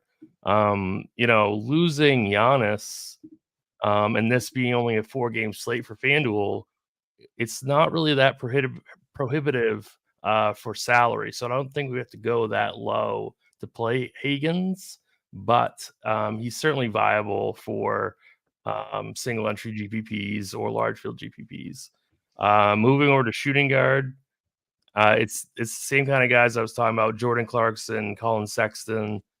I think Taylor Horton Tucker is fine for tournaments, but probably not for cash. But if Taylor Horton Tucker ends up starting, he would definitely be in the cash game conversation. Anthony Simons, he's going to play 36 minutes. He's 7,900. Horrible spot, but he's going to get all of the usage, and he's going to play so many minutes. So I think, I don't think I'm going to play him in cash, but I could totally see the argument if people wanted to. I just think that game gets completely away from Portland. So it's like, I don't know. I don't know if he's going to be able to put up enough shots to pay off that tag. Small forward Denny Avdia is basically a must play. I think Denny Avdia and Bryce Sensabaugh are the clear small forward plays. Koulibaly's back at 4,500. He would be fine if you have the extra 1,000 for Koulibaly over Sensabaugh. Chris Murray, 4,600. He's projected to play 35 minutes for Portland. I think he's a fine play, but I think this is a position that you're going to save. And then I want to save Kyle Kuzma for power forward. That's the only reason why I didn't mention him at small forward. I want to play, I don't know. It's tough. I guess you could play Kuzma at small forward because you basically have to play Denny Avdia in cash. He would be a core guy for me if I was doing tags today. Denny Avdia on FanDuel, small forward, power forward. But now we also have Bobby Portis, who is a core play all the way around it. So, but Portis is also center eligible, so you could play Portis at center. But those are the clear cash game plays. And then center, it's basically Bobby Portis or John Collins, depending on who you need. But I mean, as you can see, we're not paying up for a ton of studs today, right? In cash, it's all like this mid-range. Nobody's more expensive than Kyle Kuzma. He's the most expensive guy. So we really don't need to go super low and take chances on some of these fringe Portland players. Yeah, the cash lineup does kind of build itself here on FanDuel. Once you plug in Sensabaugh there, you can kind of get in all the other players that you want. So that was very, very well broken down. Keith, who are we getting different with in tournaments? Because it's even tougher on FanDuel where we only got 4 games. Yeah, it's one of the more difficult slates to differentiate because, like I said, a lot of these guys they're mid-range prices and they're in full starting roles where they're going to play like 30 minutes. You have the awesome game environment there for Washington, Utah. That was very clearly the game to attack before the Giannis news. I think you can do some different things now that we have a bunch of news in Portland. Basically, everybody that was on the injury report for Portland is out. And then obviously Giannis out. The problem with those two teams is they both have really difficult matchups. Milwaukee is facing the Clippers and Portland is facing the best defense in the NBA in Minnesota. And they're already a horrendous offensive team. So it's still not very comfortable to differentiate, but I do think there are at least some viable paths. I'll just go through it position by position. At the point guard position, obviously Lillard is just a fantastic play. Like Tim said, usage rate over 36% with Giannis and Middleton off the court this season. So, I mean, dude's going to be out there just launching threes like crazy. $8,600 price tag, should see his full minutes. I still think Milwaukee and the Clippers will play a close, tight game here. So as long as Milwaukee can keep this close, Lillard's going to play a ton of minutes. Really hard to get away from him. The Jazz guys are, again, with Markkanen out, there's more usage to go around. So Sexton, Clarkson, George, all three of them outstanding plays. I do want to talk about the Utah starting lineup a little bit. First of all, Keontae George still questionable. Also, Sensabaugh projected to start. That's not 100%, I would say. So definitely be keeping an eye on the Utah starting lineup. I would guess if it's not Sensabaugh, it's probably Talen Horton-Tucker. He would get a slight minutes boost in that scenario. So just be prepared to move some Jazz pieces around. There's also, I would say it's a much smaller chance, but somebody like Omer Yurtseven could jump into the starting lineup. Like they could do some weird things. Obviously, they're extremely shorthanded.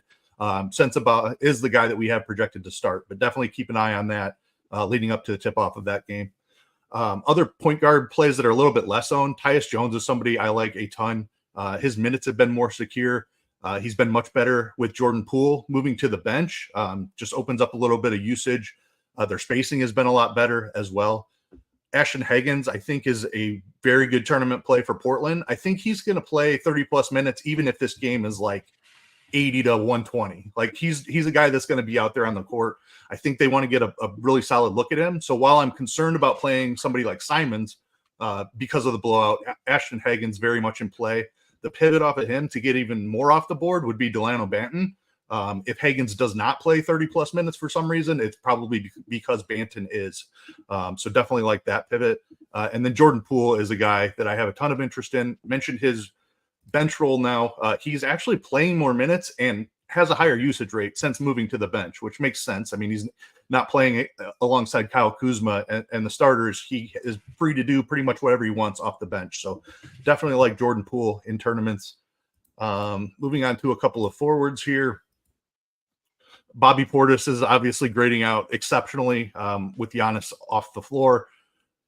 Minutes are going to go way up. Obviously, Giannis's point usage and rebound rate are off the floor. So Portis is out there just 6,500 in that starting role. Great spot for him. John Collins, I do like as well, even though he's pretty chalky. His rebound rate should be exceptional here. It's the best rebounding matchup in the NBA. Washington allows the most rebounds. Collins has been a rebounding machine since moving to the 5 position. I would downgrade Collins if for some reason Yurtseven does happen to start, but as long as they go with like Taylor Hendricks starting next to him, Collins is a very good play in my opinion. Taylor Hendricks I do like as a pivot though. I'd like him a little bit better on DraftKings. 5,300 here on FanDuel. I think he is totally fine. Saw him break out a little bit in his last game, put up 13 rebounds. So coming off of his best game, I mentioned the rebounding matchup. I really like Taylor Hendricks as a pivot away from that. Kyle Kuzma is obviously in a fantastic spot, has been really consistent, 4 straight games over 45 fantasy points, as benefiting as well from Poole's usage moving to the bench. Jabari Walker, I like as a cheap pivot. With Portland, I think he's going to have to play a ton of minutes. Obviously, it's a very difficult matchup against Minnesota, but another guy that I think is pretty safe for significant minutes, even in a blowout. I definitely prefer him over like a Chris Murray. Murray just doesn't do a ton while he's out there. Then you add in the matchup, and I don't see any path really for Chris Murray finding a ceiling in the spot. My favorite way to differentiate is by spending up at the position. Kawhi Leonard, now there's no Giannis on the other side. I mentioned I think Milwaukee can keep this game close. Kawhi has been the most consistent performer for the Clippers all season long. It is a back-to-back, but I was looking through his game logs just to make sure like he had been playing okay in back-to-backs this season, and he's got a couple of really nice games on back-to-backs. So a little bit of a concern with the back-to-back, but I do think Kawhi is a very solid way to differentiate today. And then at the center position, Portis and Collins both have center eligibility. They're obviously grading out as the 2 best plays at the position. Love pivots like Nick Claxton. Should have super secure minutes here with Ben Simmons out today. The matchup against Memphis, they don't really have a true center. So Claxton should be able to do whatever he wants out there. Good spot for him. As long as Memphis can keep it somewhat close, should see 30-plus minutes. Brook Lopez is probably one of the lower-owned Milwaukee starters, so definitely like getting a piece of him. Yurtseven at nearly minimum price here on FanDuel. I think he's worth taking shots on just as a way to differentiate your construction. Like there are very few $3,700 players on FanDuel who are in play. I think Yurtseven could do enough, even in a backup center role. Obviously, if he starts, he's going to become massively popular, but I would grab a little bit here even before we know the starting lineup. We got Keontae George ruled in. He's available to play. I want both. Before we pivot over to DraftKings, I want to know from both of you, who do you prefer now at almost the same price, Clarkson or George? So I'll go Keith first. Which format in tournaments? I guess in both, really. Yeah, I think really both. They're grading out as very similar plays. I would give the slight edge to Keontae George. I just feel like his role is growing, where Clarkson's is kind of diminishing a little bit, it seems. Keontae George has been really good since moving into the starting lineup, so I'll lean George there. Really close, though. Tim, how about you? Yeah, they're both great. I would agree with Keith and go with George. All right, let's switch over to DraftKings here. Much different slate because we got 6 games over here on DraftKings. Smash that like button on YouTube. We'll get QQs on the DraftKings. We'll get QQs on both FanDuel and DraftKings from the RotoGrinders Discord first, then pivot to YouTube afterwards. Tim, why don't you start us off with the DraftKings cash build? Yeah, so starting with point guard, you're still playing Damian Lillard. It's not even close. He's projected for 51 fantasy points as a median projection at only 8,700. So you're 100% starting with him at your point guard position.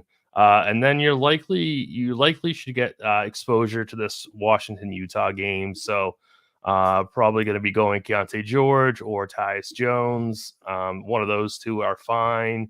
I am just going to say one thing really quick. Kobe White is my favorite tournament play on the entire slate. So I'm playing Kobe White in single entry. I might actually even play him in cash. I'm not sure, even though that's not the optimal way to go. But Kobe White's my favorite play on the slate points per dollar wise. He's projected to play 38 minutes. Really good matchup against the Kings. Way too cheap in my opinion. So I might play Kobe White in cash games. The question about Patrick Beverley, we kind of went down on his minutes of what we originally had. We have him projected for 20 minutes now. Don't play him in your point guard spot. Play him at shooting guard if you like to play him at all. He's fine for cash games. I am, now that we went a little bit lower on his minutes, I'm a little bit more concerned about him for tournaments, but I think he's fine for cash. Same thing with Ashton Hagans. I think he's more of a tournament guy, but he's a good salary saving option as well. Shooting guard. Yeah, I mean, you can play Patrick Beverley. I don't think you really have to go down that low today, but I mean, he is there. So Patrick Beverley is definitely a viable cash game play. Same thing with Talen Horton-Tucker, 3,600. Jordan Clarkson, 6,200. Ayo Dosunmu, 5,700. Some pretty strong mid-range plays that you can get to at shooting guard today. Not really a position that I'm looking to spend up on. That's going to be pretty obvious what the spend up is going to be on in DK. So another kind of like, I don't know, mid-range bargain shopping at shooting guard. And then small forward, you can punt with Bryce Sandoval, but like he said, we don't even know what the starting lineup is. So just be mindful of that. Jordan Clarkson is small forward eligible. So, I mean, he's an interesting cash game play. Denny Atvia, he's a better play on FanDuel, but I still love him on DK. I think DeMar DeRozan at 7,700 is interesting for cash. I think Kawhi, even you could at 9K, I think he's cash game viable, but I think really I'm saving my money for center. So at power forward, I think you have to play Bobby Portis, and then you can choose, to play Kyle Kuzma, John Collins, spend down for Bryce Sandoval. Kuzma is going to be the more popular choice for cash. So you pretty much have to play Kuzma at your power forward or your forward spot. Don't use them in your center spot. And then I think Jabari Walker would be a good, sensible cash game play also, but I would rather just, find the 800 for Portis or go down to sensible. So, I mean, I think Walker's a really, really strong play for GPPs. And then at center, I'm debating between Sabonis and Anthony Davis. I think I'm going to go Sabonis. He just seems that, be hunting for a triple double every single night. He's 10-5, so his price is really, it's not that hard to get to him at all. So I think I'm going to go Sabonis, but you could go AD. And then, Drummond's popping in optimals, but I would not play him in cash games. Couldn't agree more. That's definitely not a cash type of thing to do on today's slate. Keith, maybe it's a tournament thing to do on today's slate, though. How are we getting different today in tournaments? Yeah, I mean, Drummond's always in play in tournaments. I think he can absolutely smash in 20 minutes. I do want to put some news out there here real quick. Jordan Goodwin is not starting. He is also listed, or not listed as an inactive, but the NBA.com starting lineups page has him grayed out. We had this similar situation over the weekend with Trey Jamison, who we expected to start, ended up not starting, and NBA.com had him as listed like under the inactives essentially.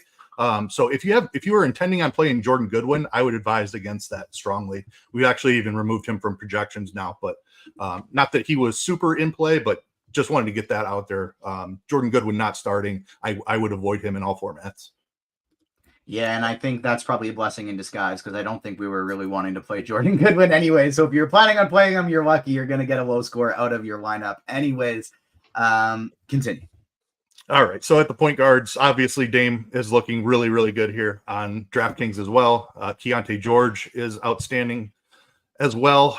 It's a really strong position because two of my favorite tournament plays, Tim mentioned one of them. Absolutely love Kobe White. It's an awesome matchup. Up-tempo Kings team. They also allow the highest three-point percentage in the entire league, and Kobe White makes his money from behind the three-point line. Kind of a new aspect to his game, or a boosted aspect to his game this season. I like Ayo Dosunmu for that reason as well. He shoots quite a few threes.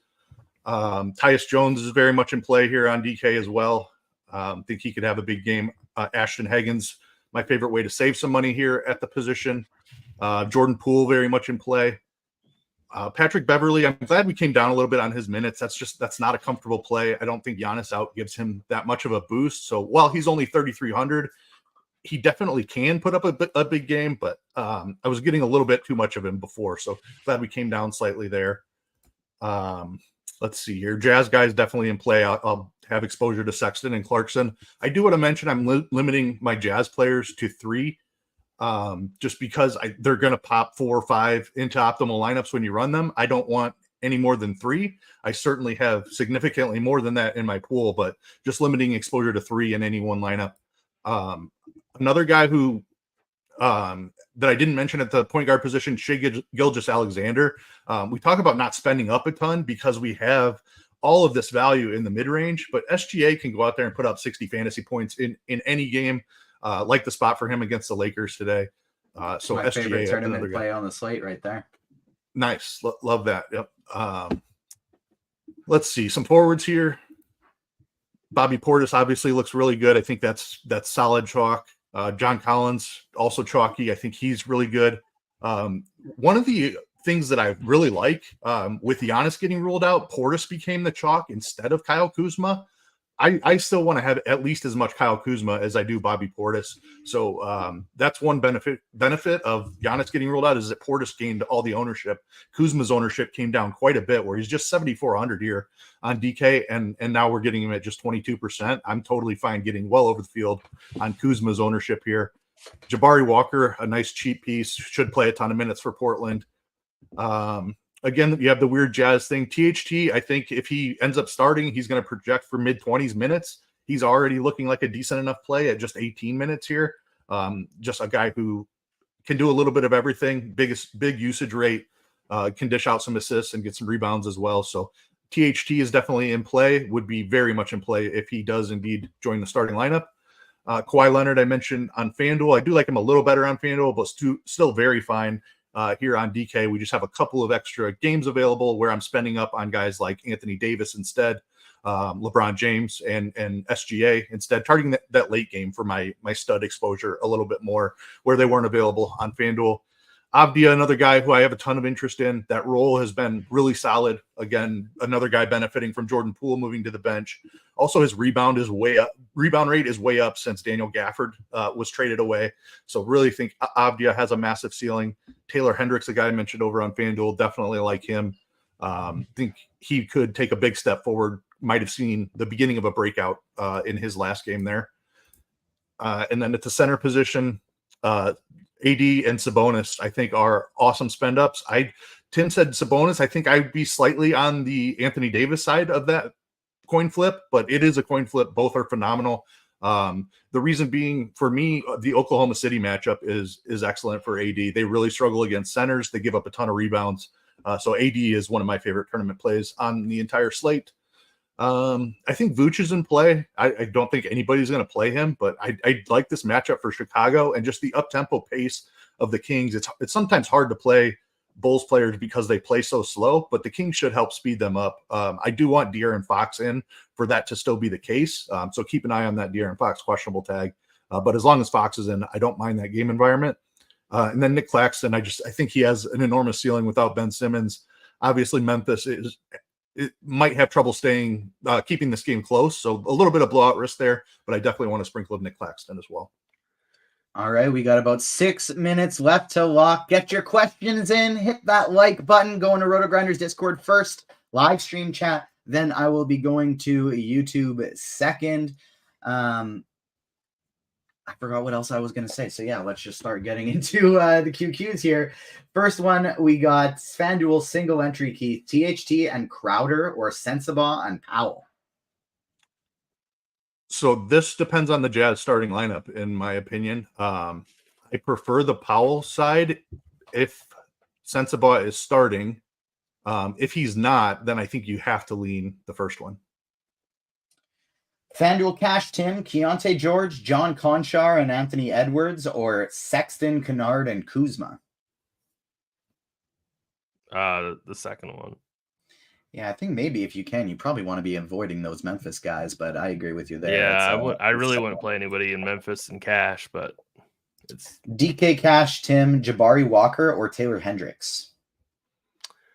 I think it's Jabari Walker. FanDuel GPP, Keith, any love for Mikal Bridges? Just not targeting that game a ton. I think Memphis really struggles to keep up, especially without Jordan Goodwin now. Like, he's been one of their better players over the past few games, so I don't like spending up in a game I think could be blowout. Similar with Simons in the Portland, Minnesota game. Just not spending up for players. FanDuel head-to-head, Tim. Tyus, Keontae, and Clarkson, or Higgins, Simmons, and Sexton? Simons. Probably not Simmons, since he's out. Yeah, it's got to be Simon. So say the second one again, TJ. Higgins, Simons, and Sexton, or Tyus, Keontae, and Clarkson? The first one. Yeah, I agree with you on that one. DKGPP, Keith, Banton, or Higgins? Higgins, if he starts, certainly. If Banton starts, then I think it becomes much closer. But they're both in play. I wouldn't be surprised to see either one of them play 30 minutes. What do you think about Cam Johnson in a GPP? Yeah, totally fine with that. With Simmons out, he should have secure minutes. I'd much prefer playing a guy like Cam Johnson, saving the 2,000 down from Mikal Bridges. FanDuel GPP, Tim, I saw you mention him earlier in the chat. What do you think about Marvin Bagley? Yeah, I was actually going to ask Keith what he thought about Marvin Bagley. I kind of like him. He's not projected for very much ownership in a great game environment. What do you think, Keith? Yeah, I think that is a fantastic tournament play. I think he's going to be like under 10% across the board. So, yeah, I mean, his minutes are all over the place. It's certainly a little bit of risk. Foul trouble is generally a thing with him too. So it's risky, but I think the upside is tremendous. So I think he's a phenomenal tournament play. Keith, is Koulibaly a must play if he starts? Absolutely not. I believe we have him projected to start right now. The game environment, I think he's a fine play, but he's projected to start right now and not grading out all that well. Sexton or White, or Kobe White in a DK GPP, Tim? Well, it's Kobe White for me, but I know that Sexton is projected probably a little bit better, but it's definitely White for me. Kobe White for me too, for what it's worth. Yep. Who's your favorite cheap play for a FanDuel GPP, Keith? So your favorite low-owned cheap value. Low-owned, hang on, my FanDuel ownership disappeared on me. So let me give it a quick refresh here. Load that back up.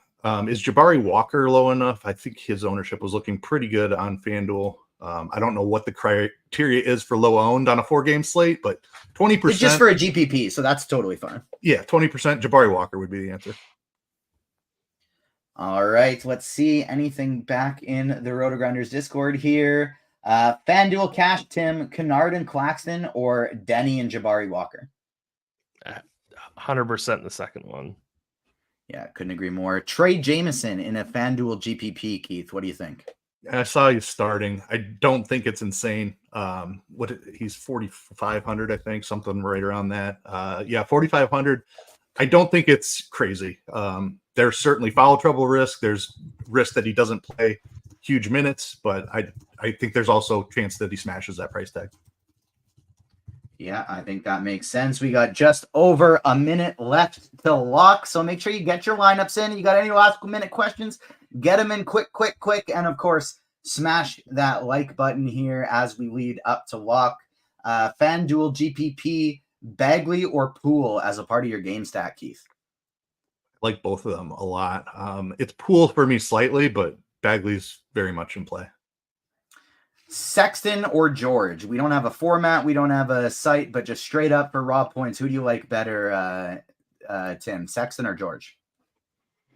I think Sexton, but it's super close. All right, that will do it for our questions. We got just a few seconds left to lock. Make sure you get your lineups in. We will be back tomorrow with some more great NBA content. Thanks so much for tuning in, everybody. We'll see you next time. Peace.